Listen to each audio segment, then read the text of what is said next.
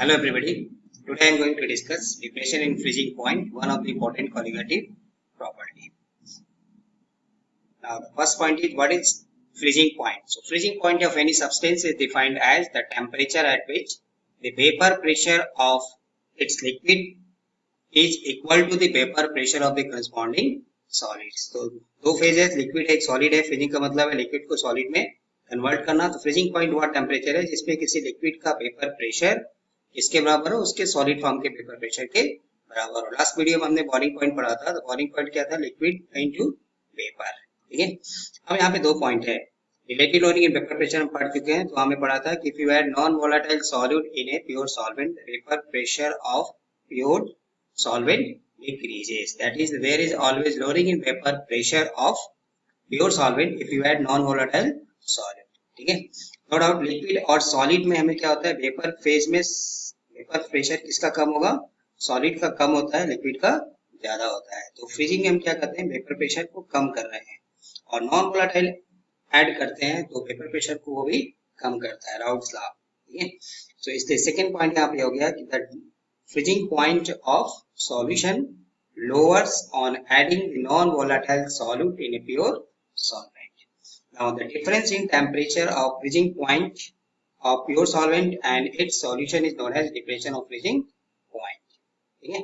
सो किसी pure solvent में अगर हम नॉन वोलेटाइल सॉल्यूट डालें तो उसका फ्रीजिंग पॉइंट क्या होगा? पहले से कम हो जाएगा. ठीक है. क्यों? क्योंकि फ्रीजिंग का मतलब क्या है कि लिक्विड से हम सॉलिड में जा रहे हैं. सॉलिड फेज में वेपर प्रेशर लिक्विड से कम होता है. ठीक है. और नॉन वोलेटाइल सॉल्यूट डाल रहे हैं तो वो भी उसके वेपर प्रेशर को कम कर रहा है. ठीक है. इसलिए किसी सॉल्यूशन को अगर हमें फ्रीज करना है तो उसके प्योर सॉल्वेंट से हमें कम फ्रीजिंग पॉइंट, कम टेम्परेचर देना होगा.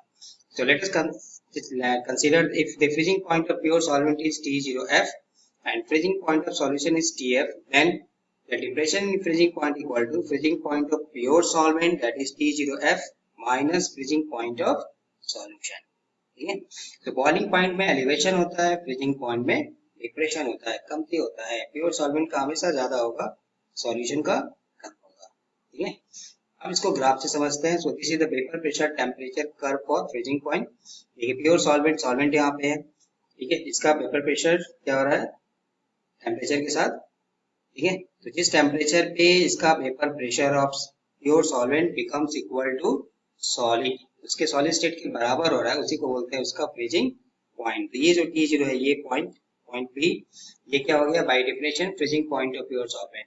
नॉन वोलेटाइल सॉल्यूट डाला तो उससे उसका वेपर प्रेशर कम हुआ तो कर्व नीचे आ गया. ये एक सॉल्यूशन 1 के लिए लिया है. देखिए जैसे से घटता जाएगा घटता जाएगा घटता जाएगा. जिस टेम्परेचर पे सॉलिड फॉर्म के बराबर होगा वो उसका वेपर उसका फ्रीजिंग पॉइंट. तो T1 हो गया 1 सॉल्यूशन 1 के लिए. सॉल्यूशन 2 के लिए क्या है? इसका वेपर प्रेशर कमती होता जा रहा है, घटते जा रहा है, घटते रहा. जिस टेम्परेचर पे सॉलिड फॉर्म के बराबर हो गया पॉइंट C, वो हो गया उसका freezing point. So T0 is the freezing point of pure solvent, T1 is the freezing point of solution 1 and T2 is the freezing point of solution 2. ठीक है. now for dilute solution मान लेते हैं कि अगर सॉल्यूशन डाइल्यूट है तो ये जो ट्रायंगल बन रहा है BDF और ये ट्रायंगल है BCE, ये क्या होंगे? सिमिलर ट्रायंगल होंगे. तो सिमिलर ट्रायंगल होंगे तो उनकी प्रॉपर्टी. ठीक है. इसलिए यहाँ पे so for very dilute solution the curves FD and CE are almost straight line and CB is also nearly as a straight line. So we can take triangle BEC and triangle BDE as a similar triangle. So therefore the similar triangle property of similar triangle EC by DF equal to BE by BD. देखिए EC क्या represent कर रहा है? EC किसको बता रहा है? ये है EC. E क्या है? T0 और C काम है T2. EC का मतलब है T0 minus T2. DF का मतलब क्या हो जाएगा? T0 minus T1. BT का मतलब क्या हो जाएगा? P0 minus P1 और BE का मतलब क्या हो जाएगा? P0 minus P2. यहाँ से जो डिफरेंस निकालेंगे वो PE है. इन दोनों के बीच का डिफरेंस निकालेंगे वो BD है. इन दोनों के बीच का डिफरेंस वो क्या है? CE और इन दोनों के बीच का डिफरेंस वो DF है. ठीक है. तो यहाँ T0 minus T2 divided by T0 minus T1 मतलब delta T2 divided by delta T1. यहाँ से हो गया delta P2 divided by delta P1. मतलब we can say that कि delta TF freezing point is directly proportional to delta P. जितना vapour pressure कम होगा freezing point उतना ही कम होगा. ठीक है. Now from Raoult's law for dilute solution, so relative loading and vapor pressure equal to mole fraction of solute already पढ़ चुके हैं इस लास्ट वीडियो में, ठीक है। यहाँ से क्या निकालेंगे, relative lowering in vapour pressure की जगह पे लोअरिंग इन वेपर प्रेशर, ये सब कांस्टेंट है, ठीक है, is proportional to mole fraction of solid, और डेल्टा पी ये किसके प्रोपोर्शनल था, डेल्टा पी एफ, अभी पीछे जो किया था सिमिलर से, ये किसके आएगा, ठीक है, मोल fraction of solid, that is why the freezing point of solution is colligative property, ठीक है। Now when mole fraction WB by MB मतलब मोल फ्रैक्शन ऑफ सॉल्यूट लेंगे 1 है, तो डेल्टा TF किसके बराबर आएगा, K, इसको बोलते हैं मॉलिक्यूलर डिप्रेशन कांस्टेंट, बट हम यहाँ पर मोल के लिए लेते हैं, इसलिए इसको बोलते हैं मोलर डिप्रेशन कांस्टेंट, ठीक है ना, इसको लिखते हैं KF। So molar depression constant is defined as the depression of freezing point produced when 1 mole of solute is dissolved in 1000 gram या 1 kg of solvent। आप 1 kg कोई सॉल्वेंट लीजिए, उसमें 1 मोल कोई भी नॉन वोलेटाइल सॉलिड डाल दीजिए, तो इसका फ्रीजिंग पॉइंट जितना कम होगा उसी को बोलते हैं हम KF, मोलर डिप्रेशन कांस्टेंट, ठीक है। तो अब इस फॉर्मूले में रख दीजिए, तो यहाँ से हमें फॉर्मूला मिल जाएगा delta TF equal to 1000 KF into WB divided by MB into WA, का मतलब सॉल्वेंट के लिए, B का मतलब सॉलिड, ठीक है। Now this term is known as molality, so delta TF equal to molality into KF, ये सिंपल एक नंबर का फॉर्मूला, अगर हमें मोलिलिटी दिया हुआ है तो फिर हमें डायरेक्टली यहाँ से निकाल लेंगे, या फिर मास दिया रहेगा कितने ग्राम सॉलिड को कितने ग्राम सॉल्वेंट में डाला, तब हमें इस मोलिलिटी के फॉर्मूले को एक्सपेंड कर लीजिए, ये फॉर्मूला बन जाएगा, ठीक है ना। तो ये बॉइलिंग के लिए भी यही फॉर्मूला पड़ा था, बस की जगह भी लिख दे रहा है यहाँ में, ठीक है, मोलर डिप्रेशन कांस्टेंट, ये वहां में क्या आ जाएगा, मोलर एलिवेशन कांस्टेंट, कितने ग्राम सॉलिड को कितने ग्राम सॉल्वेंट में डाला, ठीक है, मोलर मास ऑफ सॉलिड हमें निकालना रहेगा या दिया रहेगा। Thermodynamically, molar depression constant can be written as RTF square divided by 1000 into LF, इसको बोलते हैं latent heat of fusion, TF को बोलते हैं freezing point of solvent in Kelvin scale, जिसकी यूनिट होगी केल्विन kg पर मोल, ठीक है ना। चलिए अब यहाँ से न्यूमेरिकल लेते हैं कुछ समझने के लिए। तो फर्स्ट एग्जांपल है, by dissolving 13.6 gram of its substance in 20 gram of water, the freezing point decreased by 3.7 degree Celsius, ठीक है ना। सो 20 ग्राम वाटर लिया, उसमें 13.6 ग्राम कोई भी नॉन वोलेटाइल सॉल्यूट है उसको ऐड कर रहे हैं, तो उसका फ्रीजिंग पॉइंट कितना कम कर रहा है, 3.7 degree Celsius. Calculate the molecular mass of substance, molar depression constant for water is given 1.863, ठीक है ना। तो वी नो दैट फार्मूला, हमें मॉलिक्यूलर मास निकालना है, तो 1000 KF by small divided by delta TF into capital W। ये small w क्या है, जैसे बॉइलिंग पॉइंट में किया था, रिलेटिव लोअरिंग वेपर प्रेशर में किया था, राउट्स लॉ में किए थे, मास ऑफ सॉल्यूट, तो जो वैल्यू कमती होगा न्यूमेरिकल में वो मास ऑफ सॉल्यूट है, तो 13.6। कैपिटल W क्या है, mass of solvent, obviously solvent ज्यादा होता है, तो जो वैल्यू ज्यादा होगा न्यूमेरिकल में वो कैपिटल W, 20 ग्राम हो गया कैपिटल W। आपको KF की वैल्यू दिया हुआ है, ठीक है, डेल्टा TF कितना आया, लिखा हुआ है डिक्रीज बाय 3.7, तो डेल्टा TF हो गया 3.7, सारी वैल्यू को पुट कर दीजिए, सॉल्व कर दीजिए, तो ये आ गया 342.39 मास, मोलर मास ऑफ सॉल्यूट ग्राम पर मोल, ठीक है। चलिए नेक्स्ट एग्जांपल लेते हैं। A solution of urea in water has boiling point of 100.15 degree Celsius. Calculate the freezing point of same solution. Same solution, उसका हमें freezing point निकालना है। If KF and KB for water are this and this, ठीक है। इसको दो तरह से लगा सकते हैं, हमें डेल्टा TB 100 से जितना ज्यादा होगा, तो एलिवेशन इन बॉइलिंग पॉइंट कितना आ गया, 100.15 minus boiling point of your water, we know that 100 degree Celsius. आप चाहे यहाँ केल्विन में चेंज करके निकालेंगे तो भी यही आएगा, क्योंकि दिस इज द डिफरेंस, तो 0.15, ठीक है। KB for water is given 0.52, हमने फॉर्मूला पढ़ा था लास्ट वीडियो में, delta TB equal to molality into KB, ठीक है ना। यहाँ से हमको क्या मिल गया, मोलिलिटी ऑफ सॉल्यूशन, ठीक है ना।